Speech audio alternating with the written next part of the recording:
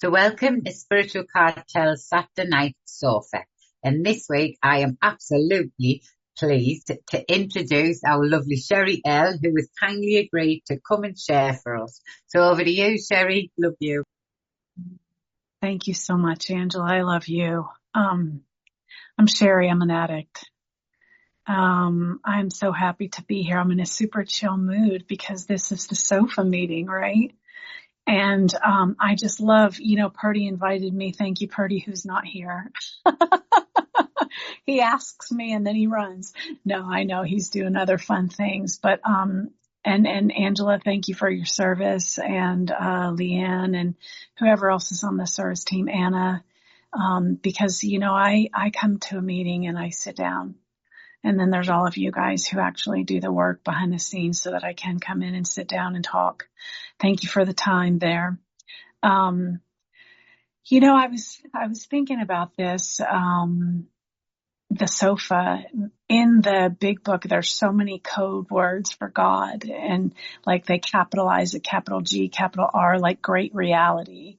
I think they say like, there's just so many things. I'm not going to get into it right now because I have other things going on up in my brain. But one of my favorites is Gus. If you know me, I like to refer to my higher power as Gus, Gus, Great Universal Spirit. But I was walking my dog before I came in, and I was thinking about the sofa and how it could be capital T, capital S, because the idea of a sofa is to support and comfort and hold you up while you rest. And I just really think that could be code for God. I love analogies, and for whatever reason that just came kind of through, and and also to think about all of you in this beautiful fellowship of the Spirit that we have.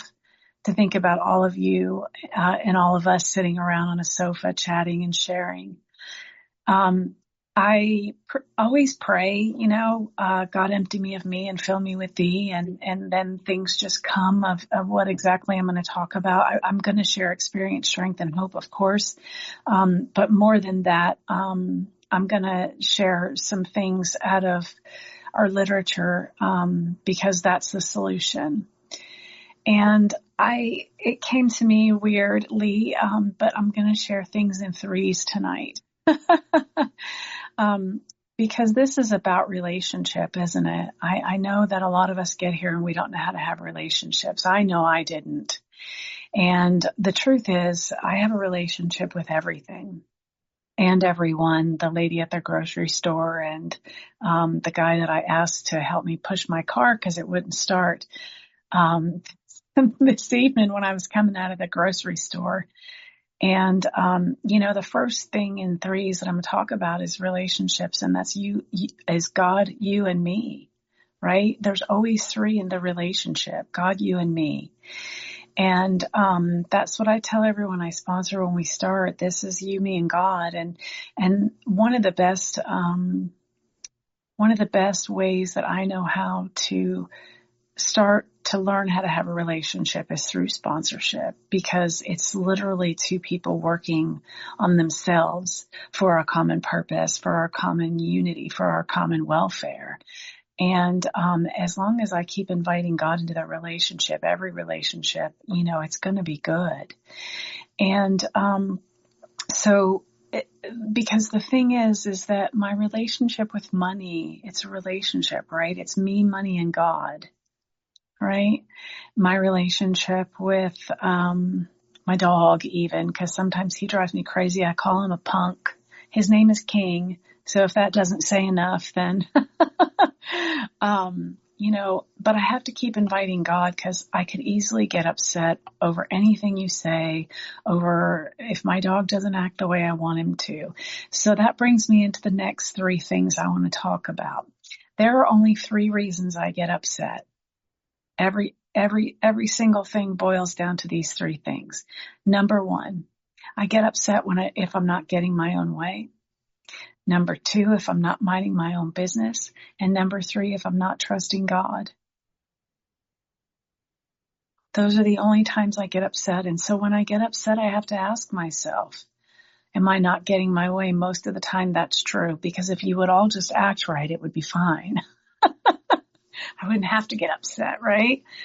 And then not minding my own business, I have a sponsor who tells me a lot. Well, Sherri, that's none of your business. No matter what it is, if it's a big thing, or it's a little thing.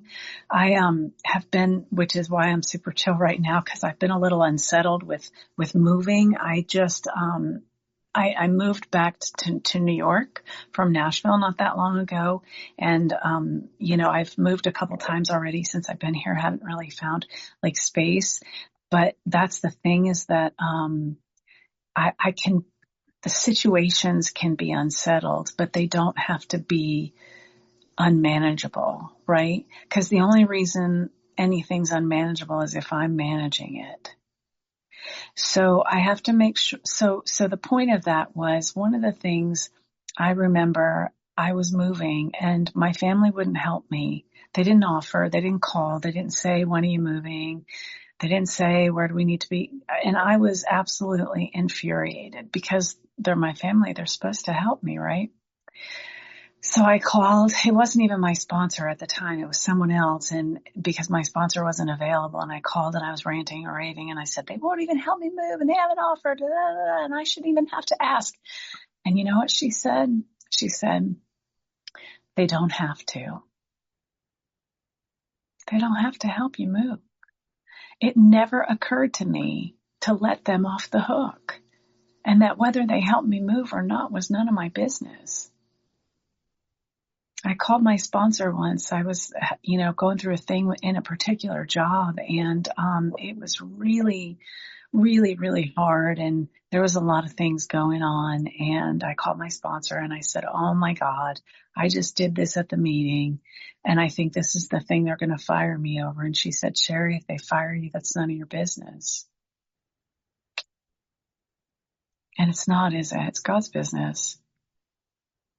And so if I'm not getting my own way, if I'm not minding my own business, and if I'm not trusting God, and the chances are I'm usually not trusting God if I'm upset. Over here, it's so ironic over here in the U.S., that our money, our bills, and our coins all say, in God we trust. And it seems like God is the least we trust with our money, And a lot of times people say, well, how do you trust God? What's the difference between, because, again, if you know me, you know this about me. I've learned that belief is not reliance. Just because I believe in God doesn't mean I rely on God. And so, how do I go from belief to reliance? Well, if I'm relying, I have to give it to God and back off. Because the thing is, I get into places and try to take care of business on things that are not my business, And so the three things that I don't get my way, and then I'm going to roll those, because I've already said a little bit about, into the first three steps 1, 2, and 3. If I'm powerless, so I haven't had anything, I've been sober for 24 years. Okay. So I don't have a drinking problem today. I have a thinking problem today. I have a disease of perception. The big book says that it's a disease that centers in my mind. And so I'm not powerless over, well, I am powerless over alcohol. Let's be clear about that. I'm powerless over my alcoholism, which I call the ISM, internal spiritual malady. Malady means disease.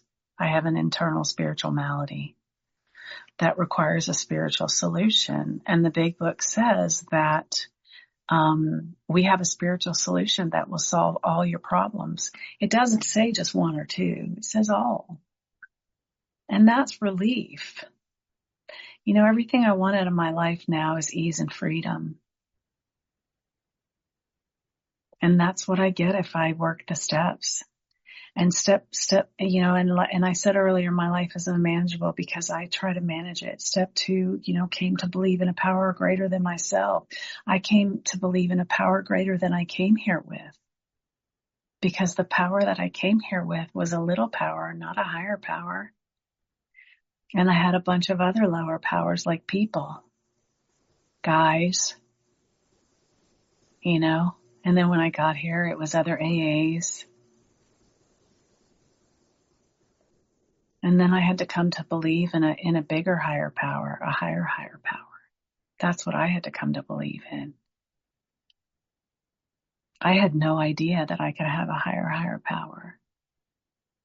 Someone said to me, your God is too small. It never occurred to me that my God is too small. It never occurred to me that I could open up and get a bigger God.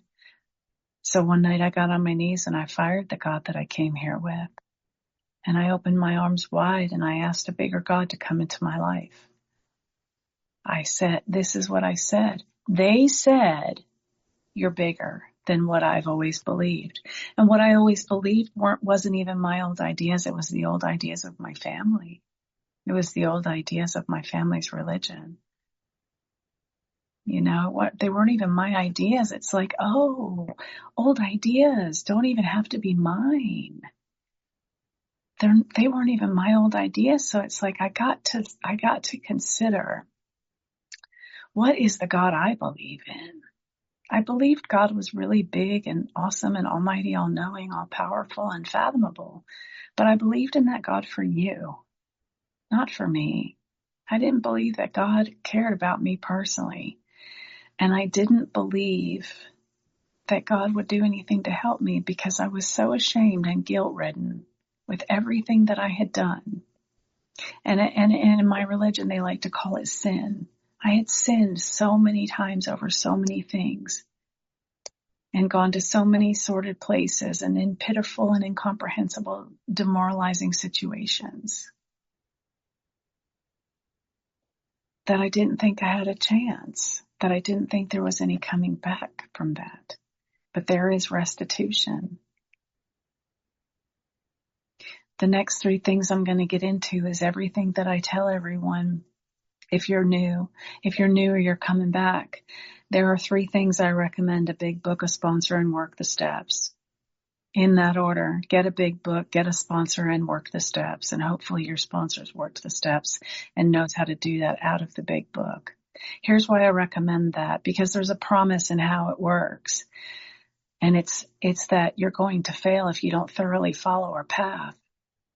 The only people that I know who are no longer here because of the disease are people who did not thoroughly follow the path, who did not work the 12 steps. That's the only people I know. The only people that I know, and I'm not saying this is true for everybody.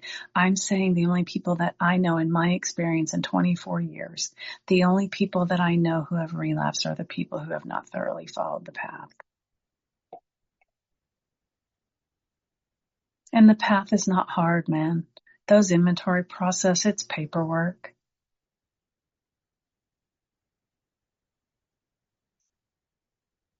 And step 3, I said earlier, was not a, step 3 is so interesting to me in the big book. It's found on page 63 if you don't know. But that 3rd step prayer looks so selfish.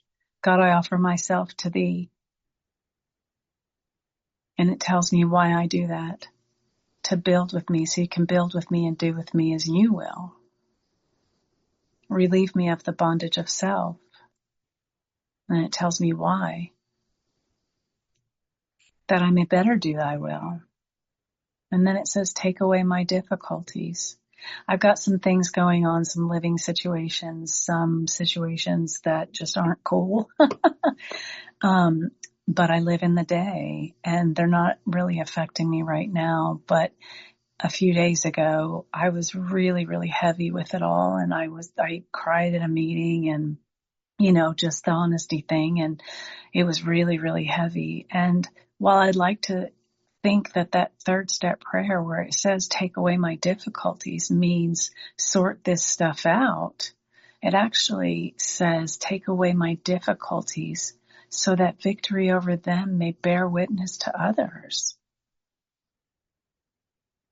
It doesn't say take away my difficulties because my life sucks and I want to manage it all and make it all perfect. So that when I don't get my way, I throw a temper tantrum. It says take it away so I can help others. Relieve me of the bondage of self so I can help others.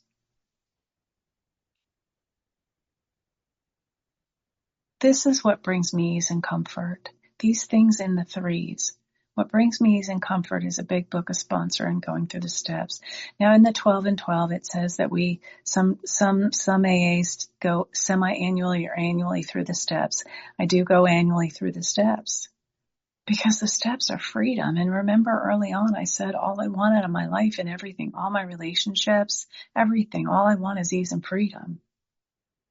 And the steps bring me freedom. And so I have to keep staying free. You know, we get to step 12, it says we have a spiritual awakening. Well, gosh, then I fall back asleep. I want to be woken up again. You have no idea how many people have been in my life over these years who have very many years without, any substance and zero peace. Because that's the thing for me. Peace is still. And the reason I can be still most of the time is because I get rid of the stuff that blocks me off from the sunlight of the Spirit.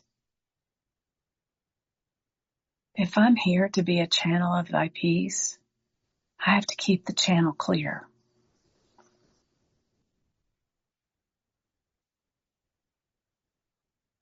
And then the other three things that I really, really love about this whole deal is prayers, principles, and practice. There are so many prayers. How many times have you gone to a meeting and said the serenity prayer? Have you ever thought about the serenity prayer? And that serenity is an actual spiritual principle? And serenity is a spiritual gift and a spiritual practice. Am I practicing serenity?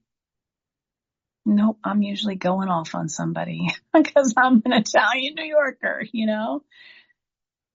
But man, to practice things like peace is still and serenity, to practice serenity and then accept. God grant me the serenity to accept. Acceptance is a spiritual principle. Am I accepting? Am I accepting my life the way it is? Am I accepting people for wrongfully trespassing into my living space on 3 different occasions? I didn't at the time. I went off on them because I got scared and because my security was threatened. But now I realize they, like ourselves, are sick too. And now I realize once I get back to God and stop trying to manage everybody, that I'm okay. I'm safe and protected.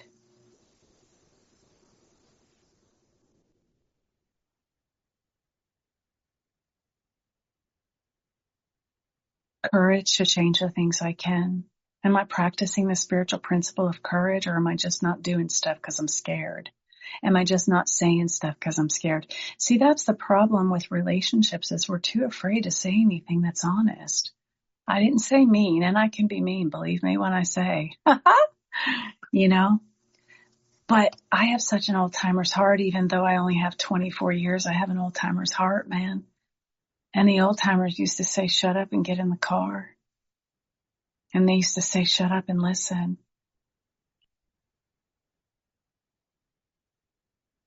And there's been a lot of times where I sponsor people and I tell them to stop talking because I came here as a sarcastic know-it-all. And I want to say this so I don't forget, because it just came back. When I said, if you're new or whatever, my recommendation, take it or leave it, get a big book, get a sponsor, and work the steps. I also want to say this thing about meetings and the fellowship. The fellowship is beautiful, and here we all are on the sofa tonight, capital T, capital S. The sofa is like the comfort of God, holds us up and supports us when we rest. But the thing is that meeting makers make meetings. I know there's a lot of things that are said in here that are little chants, not in here, not in this particular meeting. I'm just saying in the program in general. I know there are things that are said and there's like little chants and all of that, and they come from treatment centers. I'm talking about the program as it's designed in the big book. And basically it says It's a way out. It also calls it a design for living. See, I don't know how to live. I've had many suicide attempts, guys, and one of them ended me up in a lockdown psych ward. And I got to tell you, I was about 18 years sober when I realized that I never wanted to die. I just didn't know how to live. I wanted to live, but I didn't know how. I didn't know how to have peace. I didn't know how to have serenity. Everything was always a cluster, F-U-C-K. And I didn't know how to deal with any of it. You know, it says in the 9th step that we will intuitively know how to handle situations which used to baffle us. I am baffled by things sometimes and I don't know how to handle them. But then all of a sudden it just intuitively comes. There have been times where I have been blasted by people or things have been done to me and I haven't said a word. And as soon as I can turn my head, my prayer is, you are so impressive, God. Because I'm not capable of that change. Because I've always been defensive. And I've always fought and argued. And I've always tried to have my own way. Before the 3rd step, it talks about we're on the basis. We're always on the basis. We're in the basis of being in collision with something or someone. But then once you take the 3rd step and you go and you do your resentment inventory and you do your fear inventory, then it talks about being on a different basis. It says we are now on a different basis, the basis of trusting and relying upon God. We trust infinite God rather than our finite selves. See, I came to you exhausted. You come to me, you got a lot going on. It comes out. You've been there before where you just kind of, there's all this going on. And my question is, aren't you exhausted? I ask myself that sometimes too. You know why? Because I called a sponsor one time. He's passed away, but I was maybe 2 years sober. And I called him from work nonetheless. And I was angry and upset about everything. They didn't acknowledge my birthday. They didn't give me money for my birthday like we gave everybody else. They did this. She said that. The doctor did this, that, you know, whatever. It was the office manager, this, everybody's doing something. And he let me go and I was really surprised. And I was talking 100 miles an hour about what everybody else was doing and what they weren't doing right and what wasn't fair and how I was a victim. And, you know what he said? He said, well, it sounds to me like you get upset when you don't get your own way. And then I said, well, and I'm just so exhausted. And you know what he said? He said, well, of course you're exhausted, kid. Self wears you out. Self wears me out. I'm so tired when I'm in self.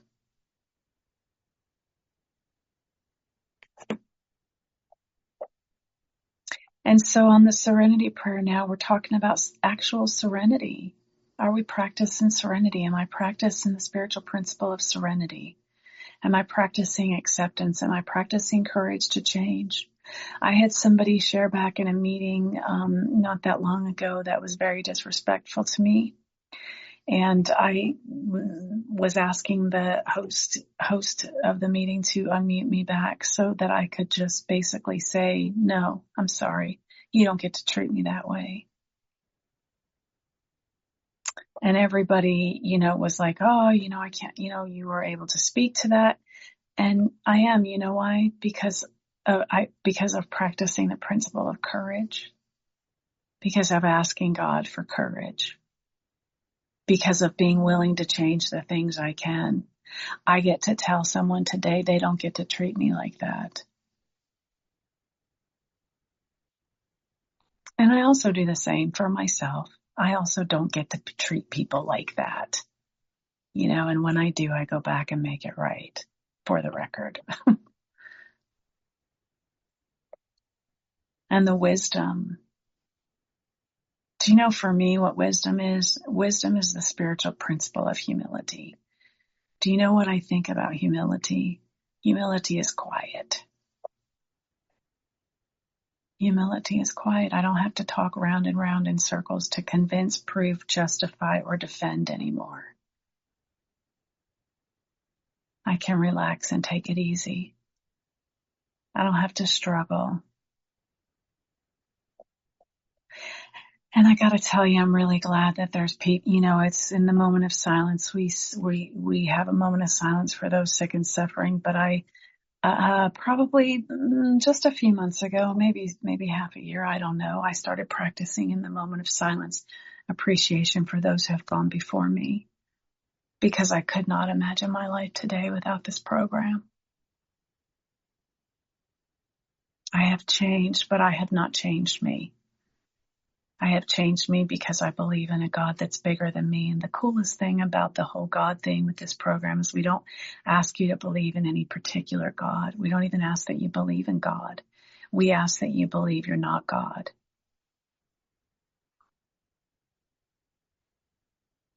And that's really all that we're asking, And I didn't realize that I was playing God. In the big book, it says we had to quit playing God. I didn't realize that I was playing God. I didn't realize that I was so self-centered, that I was making myself a God, that I was saying that I knew better than everyone, that my ego was a higher power to everyone. Because if you did what I said, you'd be all right. And not only would you be all right, I'd be all right too. Right? We talk this crap about people pleasing. Stop it. We're not people pleasers, man. We're here to please ourselves. If I think that I'm trying to make you happy, it's because what I really want is the reward from you being happy. If I am quote unquote people pleasing someone at work, it's because I want their approval. That's not pleasing them. That's pleasing me. If I want to give a mouthy, loud teenager whatever she wants because she's screaming and yelling and being like on an episode of Mean Girls, that's because I want to please me and I want her to stop. That's not to please her. It's all self-serving, isn't it? I just never realized how selfish I was. I got to tell you this story in the spirit of anonymity if anyone knows her, but myself and a very, very, very, very good friend of mine in the program, she was having a little thing, and I wanted to send her some flowers because she's so kind and she's so generous, and I just really wanted to do something for her. And I asked her about, where I was asking her like where, kind of where, and kind of getting up in her business, trying to be sneaky and surprise her with these beautiful flowers that I was going to send her. And she wouldn't answer me. And so I reached out to her daughter, who I didn't know, on Facebook. And her daughter just basically responded after a couple of days and said, I don't know. And I noticed that the friend had stopped talking to me.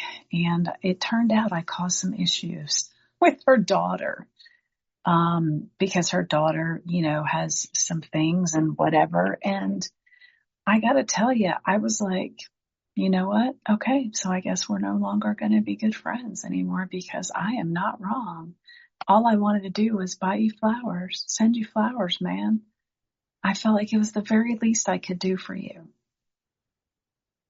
And, she shrugged. She's like, and you're not she's like, and you're not sorry. And she shrugged. And I was like, okay.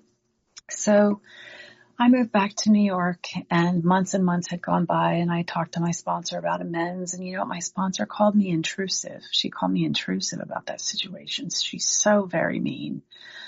And she said I was being intrusive, and I still didn't see it. And then I got mad at my sponsor. So I'm up here with my family now, and my aunt, who's like the matriarch of our family, does family dinner for all of us on a Sunday. And I'm over there help washing dishes. She cooks for like 15 of us every Sunday at minimum. And I just don't think it's fair that she has to do the dishes too. So I'm over there and I'm trying to push her out of her own kitchen. And she said to me, Sherri, sometimes help isn't always helpful. And that was the thing that turned me around about trying to make it right with my friend, because what I realized is that I was still in self, even though it was going to be these beautiful flowers that I was going to send in the spirit of goodness and kindness and love. It was still self-serving of me to force them on her. She didn't answer me of where she was going to be because she didn't want me to send her flowers. She doesn't want me spending my money on her. And she definitely didn't need me to call her daughter. That was none of my business, but I never considered that it was selfish because I was trying to be so generous and kind. And all it was is selfish. And I, until the end, fought that and resisted that. I just wanted to send her flowers. How could that be wrong? It was wrong. It was wrong that I took it further. It was wrong that I continued to persist my own will about it. I never once said, God, if I should do this for her, or God, if I shouldn't do this for her, then let me know. But it was like clear that God was already letting me know. She doesn't want you to send her flowers. She knows what you're up to. She's one of your best friends. She already knows what you're up to. And see, that's the thing, man, is I'm so selfish, I don't even see it. And and that's the thing, man, I have to be careful because like my aunt said, help isn't always helpful. I have a beautiful, lovely friend in Al-Anon who says, help is the sunny side of control. So I have to be careful. So I have to be careful where I'm coming from help. I spent my first 6 years in the program. Now, mind you, back then we weren't on Zoom. We were in person and I was hustling, man. I took every service position there is out there. I've been on every committee. I've put together conferences with, 1,200, 1,500 people in a committee. I did all the positions, secretary, chair, all the positions. I don't think I ever held treasurer, but whatever. I took all the positions. I did all the service. I went to jails. I did all the things, went to treatment centers, speaking and, going all over the place, doing all the things. Every week at my home group, we had a cake for birthdays, and I would get up every single week, and there was probably 100 people in my home group, at least. You had to go up to a podium to share there, and I was serving cake, and it wasn't until I was 6 years later, and I'm exhausted, and the reason I was exhausted is because all that service work was for myself and my ego, and so I could be seen, and so everyone could think I was Miss AA. Now, I'm not saying that service is not a good thing, because it is. It definitely does, in fact, get me out of myself. But I've also had people call me exhausted in service. And the thing is, it's that serenity prayer, man. Am I asking God for the wisdom to know the difference, what the right thing is? Half the time people call me with stuff, I say, did you pray about it? And there's a pause. And the pause is equivalent to no.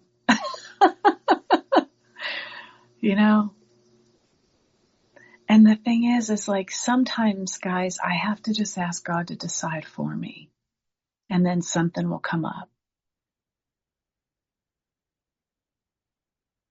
And that I'll have my answer. The 7-step prayer, guys, God, I am now willing that you should have all of me, good and bad. I love that it says that you should have all of me, not just this part or that part or the other part. It also says good and bad. And so basically, to me, what that's saying is, because I'm talking about the 3 things of prayer principles and practicing, if I'm giving God all of me, good and bad, then I'm asking God to make me useful.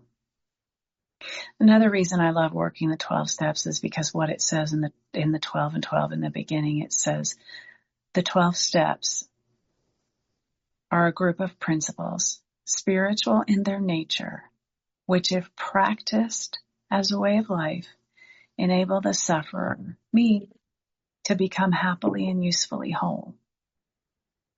And I gotta tell you, that's all I've ever wanted, man, is to be happy, to be useful, and to be whole. to feel complete, to not feel empty, to not feel like I have to exhaust myself to fit in, to belong, to be seen, to be acknowledged, to be approved. You know what my passwords are for work? God approves me. And I use a 0 instead of an O for the stupid little text stuff. And I use an exclamation point at the end. Thy will be done. And I use an O as the 0 with an exclamation point. God is bigger, because that was a big thing that during the time of political things happening over here in this country and that country and all the countries, that people were coming and trying to talk about that. Well, that's an outside issue, and I don't participate too much except for the fact that I say read page 132. Read page 132 and turn the TV off. Because the book has all the solutions to all my problems. And the reason that I had God is bigger as the password is because people tended to forget that God was bigger than any leader, spiritual or political. God is bigger. My God is bigger anyway. And if your God is not that big, then borrow mine. So I have to remind myself that God is bigger, and also the things at work. You know, I love my team. I love my bosses. I love our little, my team and all of that. I love that. And I don't love the company because there's a lot of political stuff and there's a lot of things going on in the company that I don't particularly agree with, that I think are unethical even. And I'm not there to change the company. I'm there to remember that God is bigger, and I'm supposed to work like I have a new employer, and they're not my employer. They put money in my bank. They're just a channel for money to come. That's what my sponsor says. Sherri, a job is just a way to get money. And don't make it bigger than God. So the 7-step prayer, when I offer God good and bad, I offer God my time here. Not even at this particular meeting, but on a daily basis. I offer myself good and bad. And the reason that I want to stress the good is because I didn't know it always. Guys, I came to you with self-hatred, a lot of self-loathing, very, very low self-esteem. And now I have Godfidence. And I got so many good things going on up in here. But I don't always know what to do with them or what the right direction is. Or I get all these ideas or these intuitive thoughts. And I just say, God, decide for me. Or God, take all of me, good and bad, and shake it up and make it something magical. Because I don't know. The 11th step says that we conclude the period of meditation, that we be shown all through the day what our next step is to be. Next step is to be, not next week, not next day, not next year, not next month. It says to be given what our next step is to be right here, right now. There is one who has all power in me. Find him where? Now. I have no problems today. Isn't that profound? If I really stay in today, I have no problems because nothing has to be decided today. I go to my sponsor and I'm like, oh my God, and I got to find this apartment. And, I don't know where you live, guys, but here it's like, here in New York, it's like, I have to have like $5,000 or more within like a 30-day time frame period to get an apartment. And it's like, and my sponsor's like, but Sherri, you don't have to have that today. I'm like, okay. And I know it's extreme, but man, if I died tonight, I'm sure that no one's going to say, did you know she didn't have the $5,000 to move into her apartment that she never got because now she's dead? You see what I'm saying? Like, it's like I go insane with my thoughts. I can go off to the races and I forget what's important. So in that 11th step where it says we ask what our next step is to be, then it goes on to say that we be given whatever we need. That we be given whatever we need. So you see, I don't know what I need. That's my prayer. God, give me whatever I need today. God, please bless me and give me whatever I need today. God, please bless Leanne and give her whatever she needs today. God, please bless James and Patrick and give them whatever they need today. You know why? Because I don't know what you need. And sometimes people will say, I pray this, that, and the other, and health and wealth and love and perfect self-expression. And I pray all those things. But man, I don't know what you need. Maybe you need to go through that hard time so you can get a bigger God. Maybe you need to go a lower bottom so you can really get sober this time. I don't know what you need, man. But God knows. And I just ask God to bless you with what you need. I ask God to bless me with what I need. I get on my knees every morning and I get on my knees every night. And the reason I still do that is because my sponsor has 50 years sober and she's 80 some years old and she still gets on her knees every morning and every night. And I said, you do that still? And she said, well, sure. No one told me not to. You do not need to do that. That's what I do. I'm not asking anyone or telling you have to do that. I do it. Here's the other reason I do it. Because I need to remember humility. Because I need to practice humility. God does not need me to get on my knees. God does not need me to say all these prayers. Do you know, I usually try to avoid cussing on the recordings, and that's only because if there's newcomers, I don't want to scare anybody off, but I have to do this for the effect. Sometimes my prayer, guys, is what the fuck, God? Okay? Because I've been looking for like a place up here since January. It's May. And then I got people like trespassing and stuff into my space. So I'm like, what the fuck, God? Let's figure it out. Let's go, man. But do you know how many things I'm learning during here? And again, I'm safe and protected. It's not even as big as I'm probably making it sound, like that.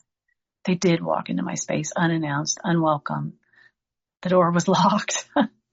But it's okay. And it's okay. I guess I just want to say that to be clear. But the thing is, like, sometimes I do like make unreasonable demands on God.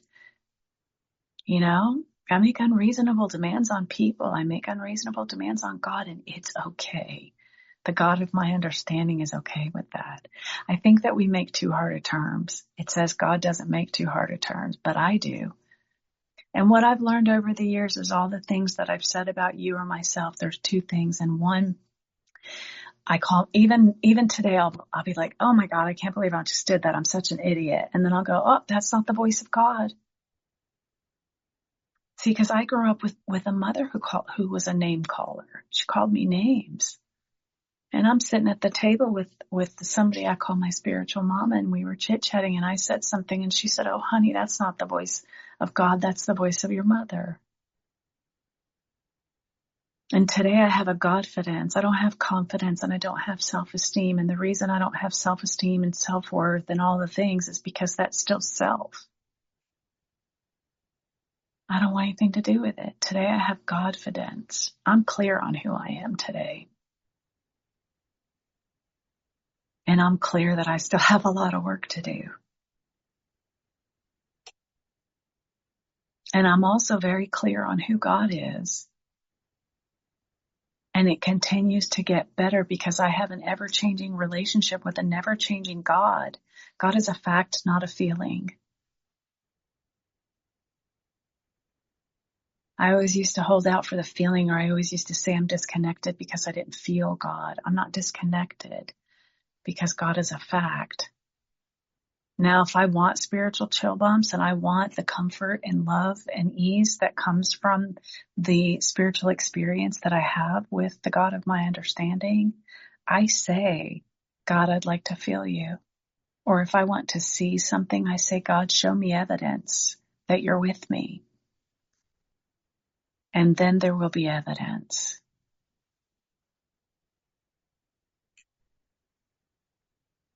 The 10th step says we're here to grow in understanding and effectiveness. It doesn't say we're here to be understood. And it doesn't say I'm here to make sure you're effective so that you can serve me. So that's my thing, is to grow in understanding and effectiveness now. And the only way that I can do that is to stay free, to stay clear. The inventory process for me is like a pantry. You clean out your pantry of expired goods. There's a sack of potatoes there that are grown potatoes because they're too old. And there's a sack of onions there that are growing little onion buds because they're too old. And there's brown cookie stuff. And I got to clean all that out, man. And I got to throw away the expired goods.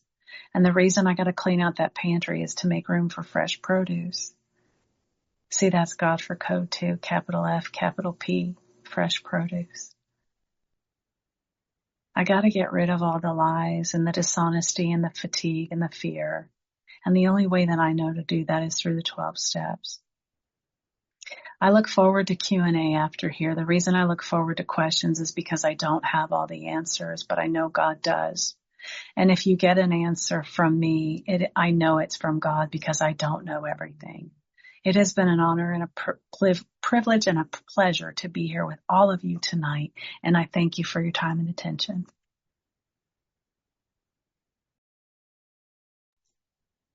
Oh, thank you so much, Sherri. I could listen to you all night. I love your relationship with your God. It shines through. It really, really does.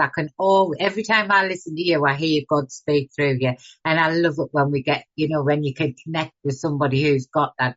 It's just beautiful. And it was a lovely, lovely share. Thank you so much for giving your time up. So if you wish to participate, please raise your virtual hand and you'll be invited in to ask a question. You can raise your hand by clicking on participants and click on raised hands. Please can we limit our questions to one per person, and this is not to offend anyone. It's simply to make sure that as many members as possible have the chance to come in and get an answer to something that could help their recovery. This section of the meeting gives you the opportunity to ask questions directly to our speaker and hear honest, solution-based answers. Whether you're new or have time in recovery, this is a space to explore what's on your mind, the things you may feel unsure about, need clarity on, or simply want to understand better. You are welcome to raise your virtual hand and ask a question live, or if you prefer, you can send them privately or directly to me, the host, and I will share them with our speaker on your behalf. If you wish to remain anonymous and ask a question, please write anonymous at the top of your question before messaging. So we also discourage crosstalk at this meeting. This means the giving of advice to others who has previously asked a question or speaking directly to another person. All questions are directed to the speaker, and if you wish to ask a question, please raise your hand and you will be called in. We also respectfully request that if you've drunk or used today, that you please refrain from sharing. However, the room will be kept open after the meeting until 10 p.m, where you can speak to one of our service members. So the room is now open for questions. So first up, we have Marilyn. Marilyn, would you like to come in? Good evening, Angela and everyone doing service. I'm a very grateful addict, and I'm nearly 11 months in it. Sherri, I've heard you before, and you speak with great how you deliver and you explain it, etc., etc. And I'm on my fourth sponsor because I wasn't listening, thought I knew everything. Do you know what I mean? Like you said. And I wasn't a God person. I wasn't brought up with the God spirit. I lost a dear sister and a boyfriend when I was 17. But at the end of the day, whether people think, oh, is that why you got picked up and drunk? I didn't actually. I was a social young teenager, but it knocked me bandy. The question I want to ask you is this. I get very confused with this program because I feel that it's making people very, very selfish, as in, like, there's the story about the crucifixion. You do a left and all those that were sheep were sort of crucified, and the other side they was reprimanded. They went left or right. I can't remember the story because I've got to be, it's an honest program and I'm not up together with the God, the Bible, although it's taken me all this time because he has reprieved me so many times. And I know there's something, but if, say for instance, I was like, I knew information, I wouldn't send you lot to be the left side, the crucifixion. I'd mark your cards and say, fuck's sake, don't go down that way. They're killing us all. And it seems to me that this fellowship, all fellowships, it's got a touch of, a lot of selfishness. Maybe it's because it's not clicked with me 100% like it has you. And I'm just a new beginner baby, but I just Thank you, feel Marilyn. that Thank you. Thank you. Thank you, Marilyn. Thank you for the question very much. One of the things the first thing I heard you say is you're confused. And I just want to say this, the God of my understanding is not confused. And so what I know is all I have to do is this day. And, I heard what I heard you speak mostly of is about a religious belief, which we don't really bring here, because we are open, we are all inclusive, and we allow any type of higher power or God of your understanding. It doesn't have to be one way or the other.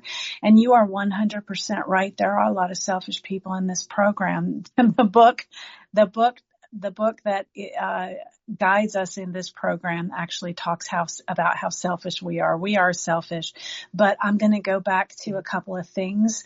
I heard you get frustrated, but one of the first three things that I talked about was I only get upset when I don't get my way. I only get upset when I'm not minding my own business, and I only get upset when I'm not trusting God, because here's what I know for sure is I don't have to figure this all out today. And I don't have to do this by myself today. The first word in the very first step is we.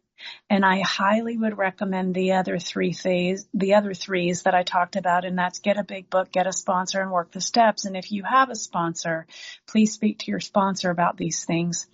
And then lastly, I would just say, don't try to figure it all out today. You don't have to figure it all out today. I hope that just for today, you're clean. And I hope that you do whatever it takes and that you're willing to go to any lengths today to do that. Thank you. Thanks for the question. Thank you very much, Marilyn, and thank you, Sherri. Any more questions? Where's all the hands, guys? Leanne, would you like to come in? Thanks, Angela. Thanks, Sherri, for your share. You said about God is fact, not feeling. So I thought it was, I don't know, the way I perceived it was God is a feeling, not, I didn't think about the fact thing, but can you explain that more? Mm-hmm. Yeah.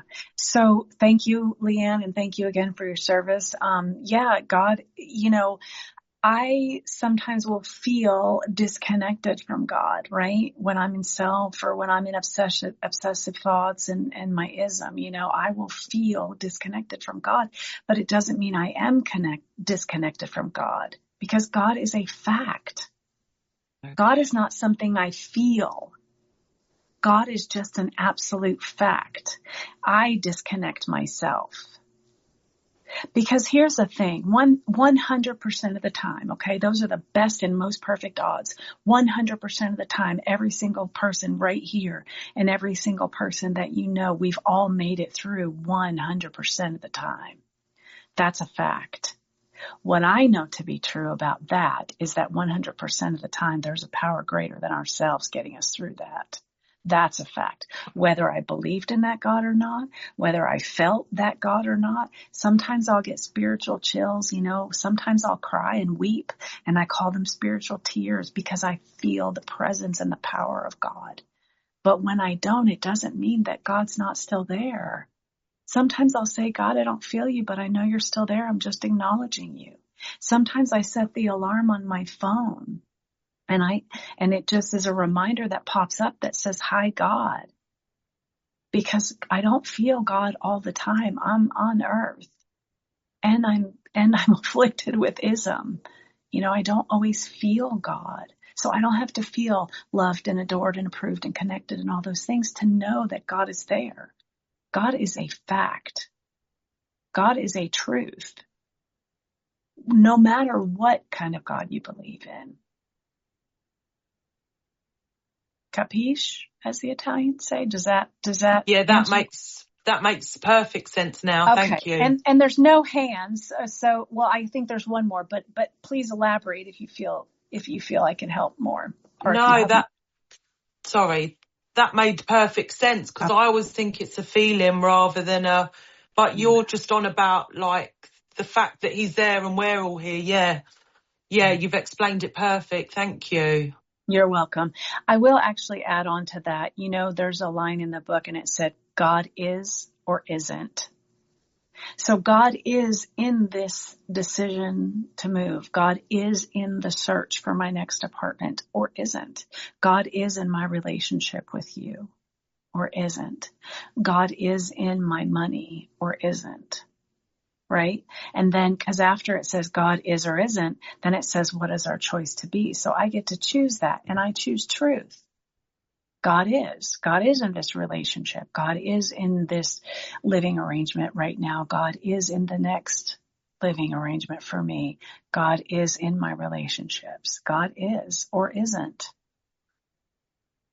Just facts. I always say stick to the facts.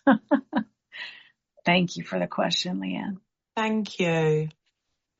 No, Cowboy, this is not. Thank you very much, Leanne, and thank you, Sherri. Next Zoom user, would you like to come in and ask your question?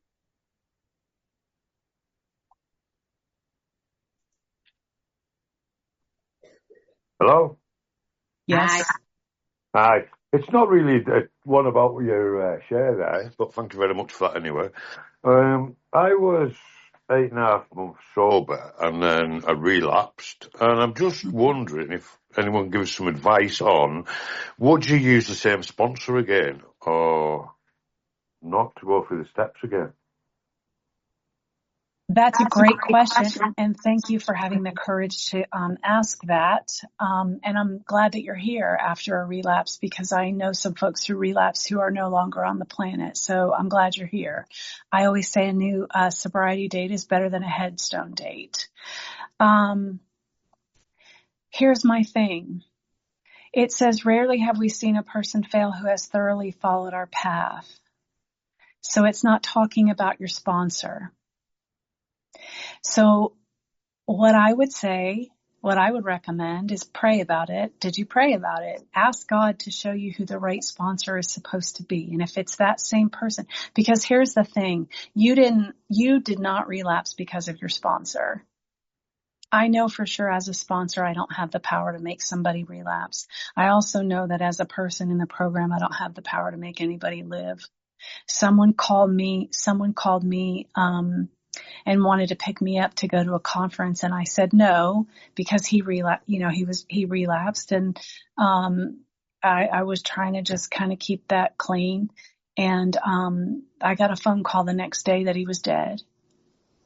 And so, and for half a second, because I was not even 5 years sober yet, but for half a second, I called his best friend. I said, oh my God, do you think if I would have let him pick me up? And his best friend said, no, you don't have that power.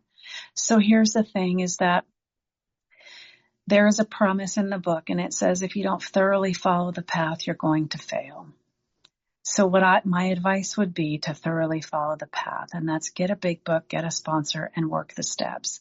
And whether the sponsor is the one that you used before, if they'll have you and they loved you and they know you and they do know the program and they know how to work the 12 steps through the big book, then there's no reason not to have that same sponsor, because you did not relapse because of a sponsor. A person has no control over whether you relapse or not. It's up to you. It's the willing to go to any lengths. It's getting a bigger God and asking that God to keep you clean and sober today. Thank you.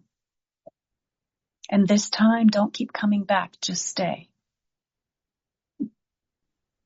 Thank you very much, Sherri, and thank you, Zoom user.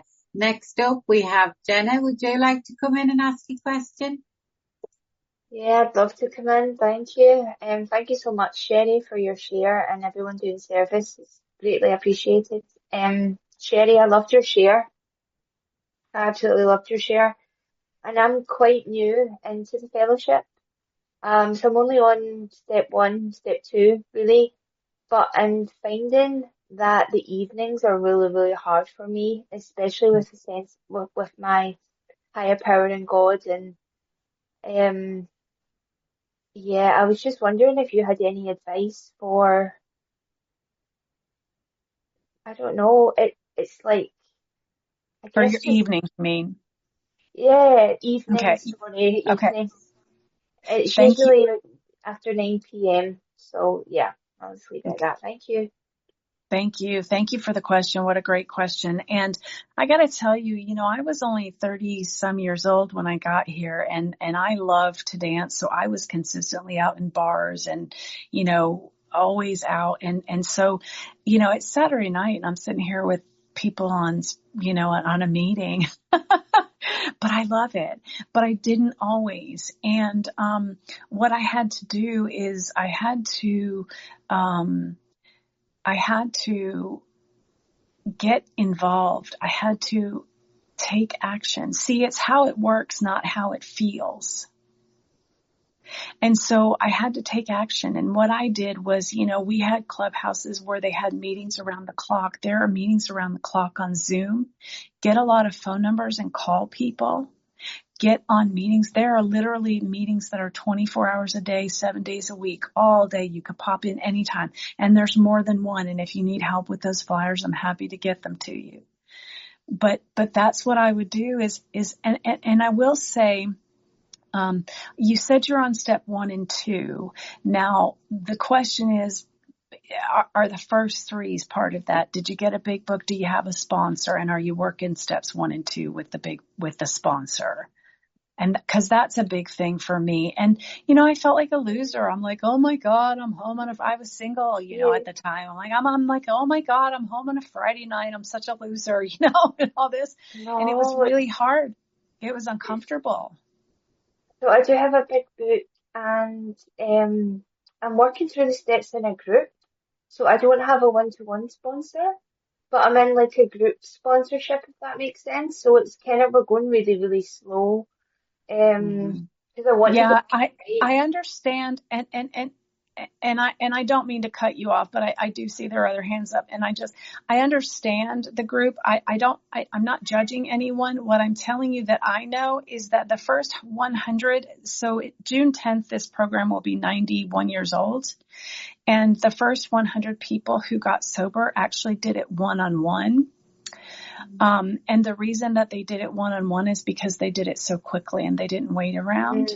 A lot of times what I've noticed about people who take too long to go through steps 1 through 12 is that they do relapse.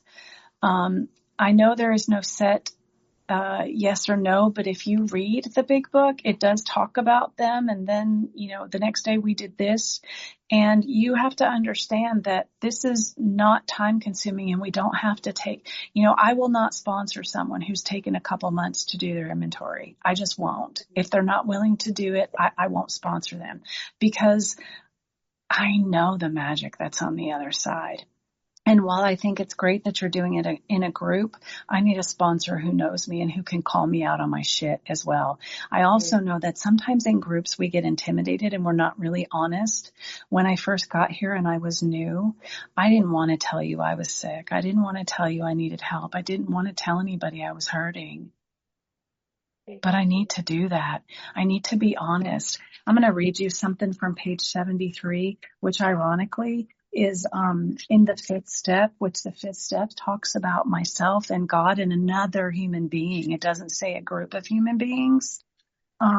What it says is, the alcoholic leads a double life. He is very much the actor. To the outer world, he presents his stage character. This is the one he likes his fellows to see. He wants to enjoy a certain reputation, but knows in his heart he doesn't deserve it. And see, I could get in here and put a face on and never let you know what I'm going through or if I'm having a hard time. Now, I'm not saying you're doing that. I'm just saying there's an opportunity for it. And it also it says they only thought they had lost their egoism and fear, and they only thought they had humbled themselves. For me to humble myself means I have to get a big book, work with a sponsor, and work the steps. Now, if you want to do a group in addition to that, hey, I'm all for it. But I will tell you this, if I did the steps in a group, I would have never stayed sober. And if it took me a long time, I would have never stayed sober. And then lastly on that page, on page 73, I want to read this. We must be entirely honest with somebody if we expect to live long or happily in this world. And I got to tell you, man, I want to live long and happily. And so I have to be honest. I don't know that I can be honest in a group, honest as I should be anyway. Thank you for the question. And I did put my number in the chat. Please feel free to call me anytime. I'm on WhatsApp I'm on WhatsApp if you're over in the UK. I'd love to take your number, Sherri. I'll try and find it. Thanks. Yeah, I'll do it again too. Thank you. Thank you so much. Hi, Patrick. I just took Angela's job. Thanks, Jenna, and thanks, Sherri. Do you know, I totally agree with our answer as well. I went through the book in a group, but I'd done the steps with the sponsor on a one-to-one. So, I agree. I agree with what Sherri said there. Yes, Patrick, you're up next. Patrick, addict. I guess my question is based a little bit from my own perception of you. I've heard you speak a few times, I guess now, and you have some beautiful consistency in your program. It sounds like, especially in your spiritual program and your connection with God as you understand Him or her. But I guess, has there been points in your sobriety where you felt like you weren't working a good program or you weren't connected? And kind of, what did you do about it? And how do you, I guess for me, it's like finding that balance. I can't, I can't do everything the program asks me to do 100% of my day. So where do you find that balance?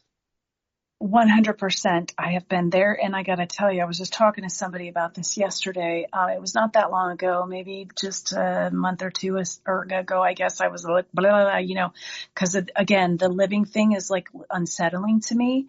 And I lost you, Patrick. I'm coming back. And I called my sponsor and I told her and I said, whatever. And you know what she said to me? She said, I think it's your program. I was so offended because I work harder than anybody I know in this program. But you know what, Patrick, she was right. And she said, when was the last time you were at a meeting, Sherri? And she goes, in person. And I was like, well, damn. Because she thinks that I should show up in person and show my face and get a hug and shut my mouth and listen. Because see, and thank you for coming back. Thank you for hearing me before and coming back. Cause see, here's the thing. Sometimes I'm on a meeting and there's expectations or I'm the speaker. There are times I need to go to a meeting and not be anybody and just be Sherri, the listener, and just be Sherri, the recovering person. And the thing is, I also have to say I give God my time. There's been times where I've sponsored a lot of people and I've never counted. And then there's times I've sponsored 2 people. And then probably there's times I've sponsored no people. But I have to give God my time. That's how I balance it out. See, because that's a key word, isn't it? I'm trying to balance it out. I'm trying to work my recovery program. I'm trying to work my job. I'm trying to take care of my kids I'm not, but like my dog, I'm trying to walk my dog 4 times a day, and,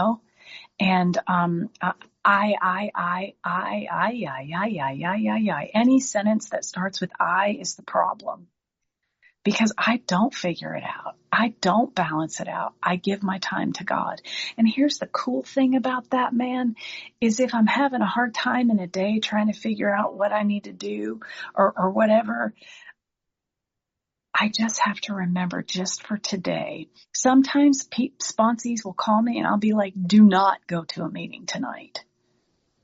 I don't care if it's your mother, that's speaking. Don't go to the meeting tonight because you've had enough and you need to sit back with God and not the people. Sometimes the most spiritual thing I can do is sleep. Sometimes the most spiritual thing I can do is rest. Sometimes the most spiritual thing I can do is watch mindless television, a funny TV show. Hi, Val, I just saw you. Sometimes the most spiritual thing I can do is not, I hate to say this because I know there's people on here, but not in recovery. But again, those are things that are guided by God. You know, I remember I called my sponsor one time and I'm like, I just can't give myself permission to give myself permission to take a day off. And she goes, well, why not? I mean, that is just a big ass slap in the face, isn't it? I don't know why not, because I'm stupid and I'm overthinking things and I'm overanalyzing and I'm being overwhelming. And, you know, that's why. Is that helpful? Yeah, Complete? that was great. Thank you very Okay, much. good. Sure. Thank you very much, Patrick, and thank you again, Sherri. Fred, you had your hand up. Did you want to come in and ask a question? Come on, Fred. Hello, can you hear me? Yes. Yeah, we can. Thank you so much, Sherri. I had a couple of questions, and one of them you were already answered. In your share, you mentioned that it is possible to believe in God, but not rely on God. Kindly elaborate for me the practice of relying on God, or the mechanics and how that one works. Thank you.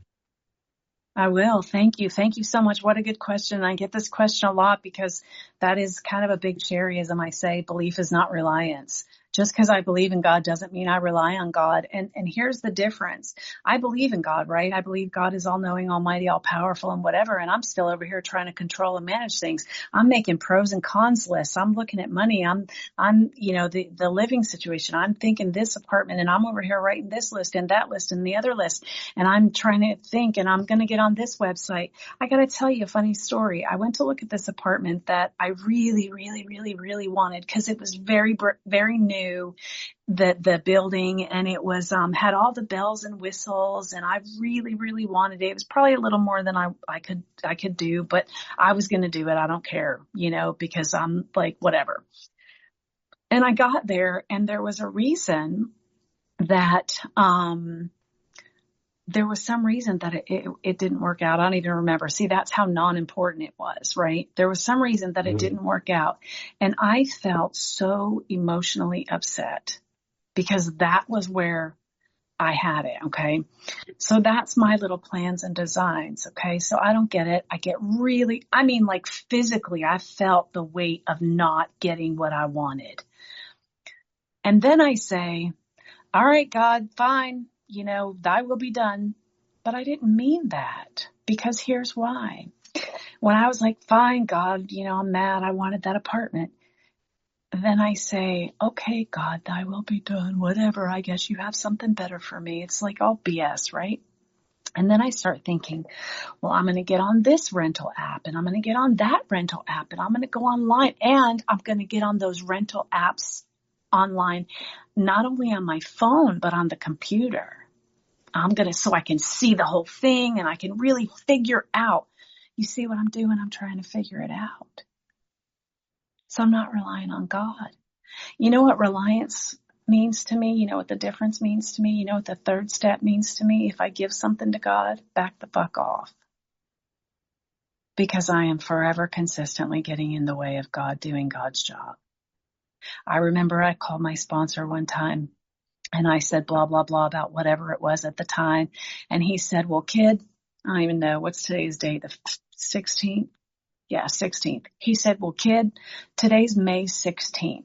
Why don't you not even think about it again until the 20th and give God room to work? And when I thought about it again, I just said, oh yeah, God, you're dealing with that, not me. When I was driving from New York to Nashville, and I was trying to find a hotel and I couldn't find a hotel, and I had forgotten, but it turned out it was a holiday weekend and I couldn't get a hotel room. And I've got 7 more hours to go. I've got 2 dogs in the back seat and a cat in the front seat. Okay.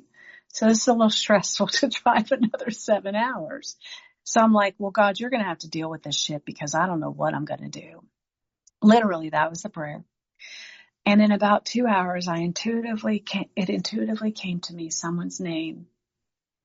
that I had met who had an apartment that they were renting, but that was over a year ago that I had even talked to this person. Their name just happened to come to me intuitively. So I said, all right, God, I'm going to take the action.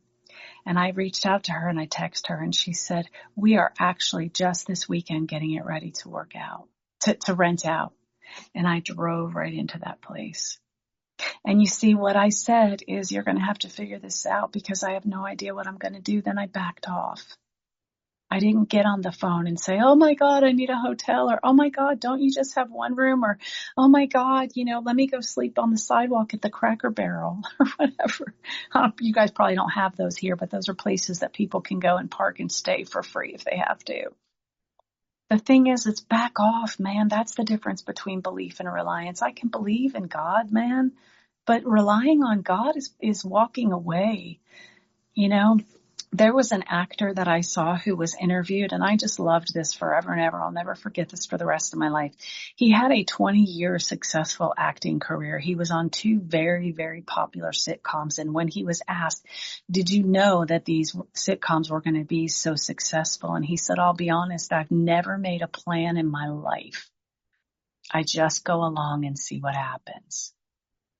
That's the difference between belief and reliance. Is me over here just going along with seeing what happens. Man, I pray that on my knees sometimes. I get down there and I'm like, okay, God, here's today. I'm just going to go along and see what happens. It's an attitude. It's about attitude.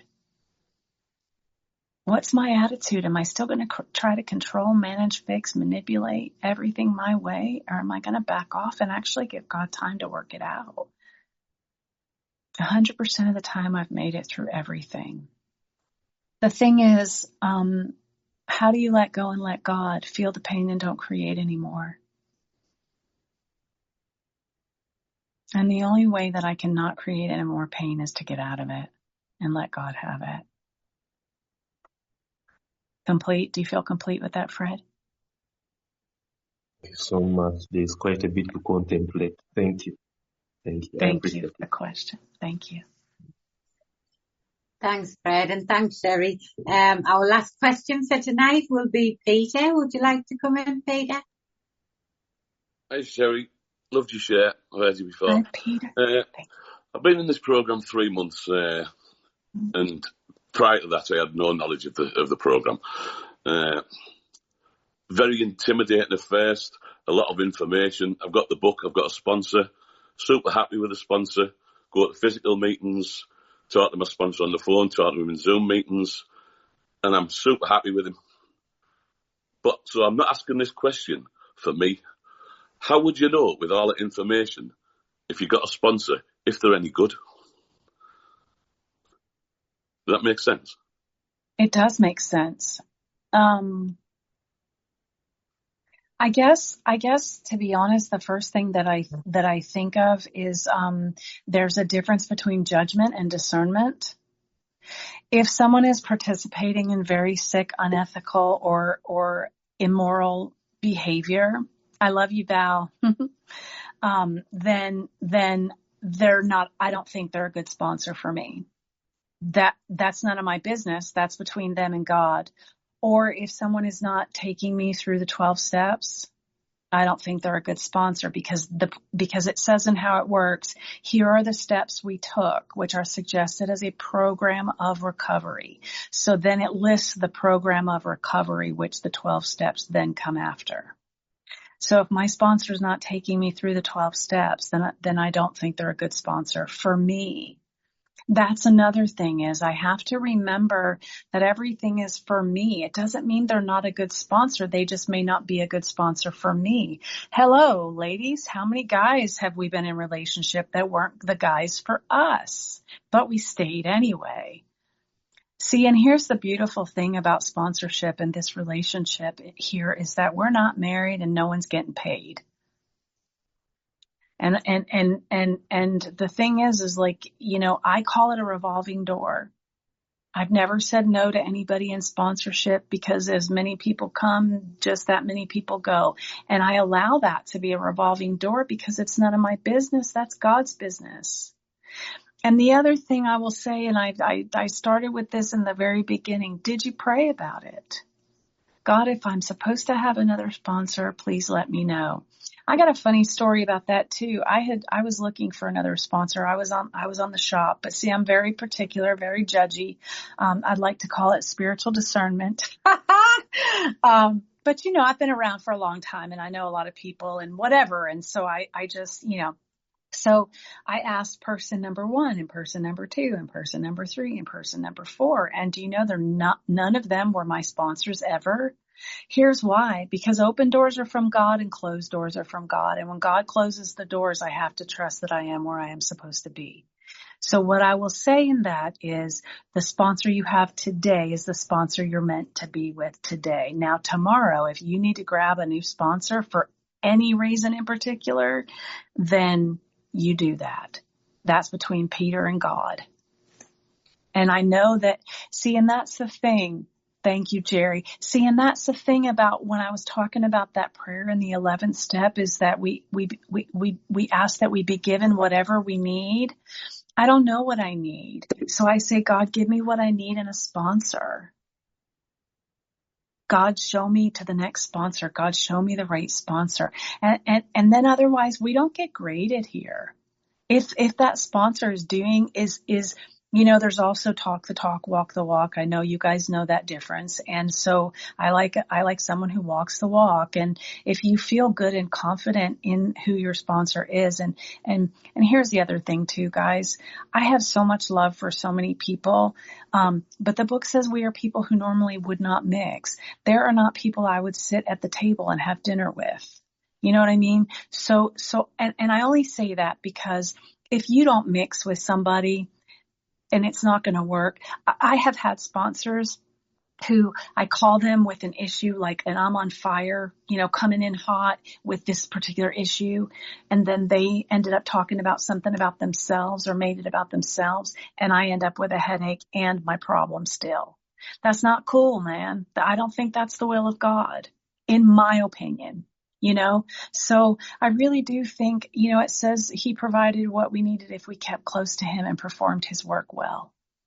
So is someone a good sponsor? I don't know. What I know, because it's all about relationship and it's you, me, and God. So it's you, your sponsor, and God.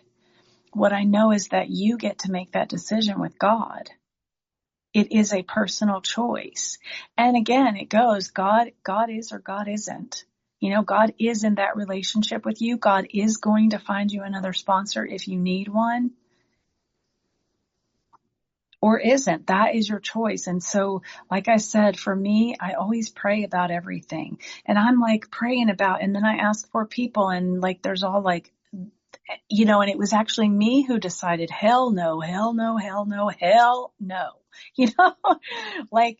I leave you a message and you can't call me back for 2.5 weeks later. Oh no, honey, I'm too crazy for that. I need you to call me back right away. You know what I mean? I can, if you can only call me back twice a month, I am not going to be okay. So yeah, it's a personal thing, man. And I got to tell you, I was a pain in the ass when I got here.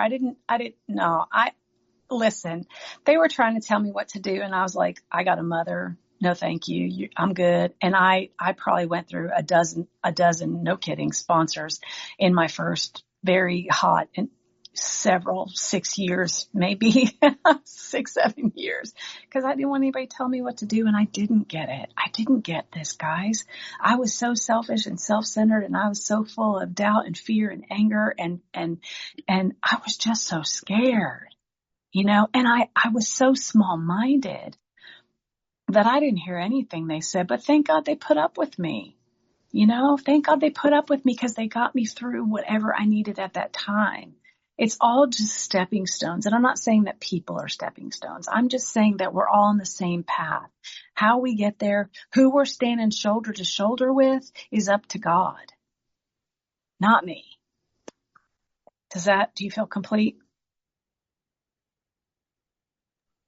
Yeah, it's almost, because when you first come in, you mentioned God a lot. And when you first come in, I know I've had a theological battle of finding my God, or what I perceive to be God.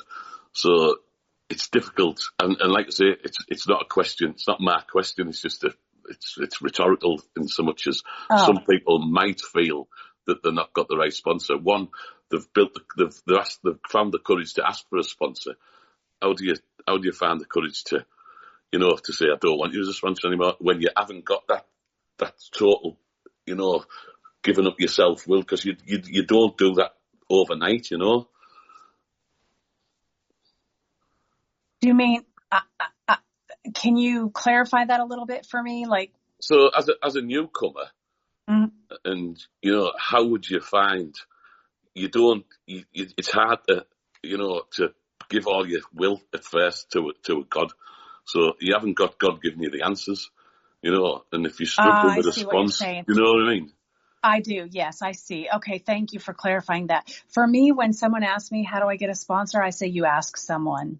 And if it's not the right sponsor, you get another one. If it's in a week or a year, or my sponsor was with her sponsor for 42 years and then she passed away. So, but then there's me who has had like 25 sponsors in 24 years. But that takes bravery, doesn't it? It takes bravery. And but that's the courage and the serenity. That's the courage and the serenity prayer. And no, I mean, this is the thing. That's one of the very first things. I mean, I have to be willing to go to any lengths. I've had people say to me, oh, I struggle with the phone. Can we text? No, I say no, or I'm, I have, this whatever. And I say no. Because the thing is, like, I have to be willing to go to any lengths. So we're not here, and that's the other reason I'm an old timer at heart, because while they were mean, they loved me enough to tell me the truth.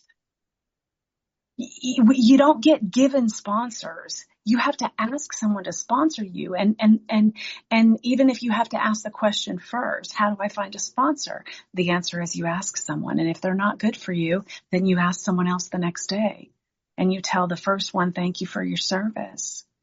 I mean, we're not married and nobody's getting paid here. We do this for fun and for free. And if it ain't fun, don't do it. Thank you. You're welcome. Thank you, Peter. Glad you're here and congratulations on 3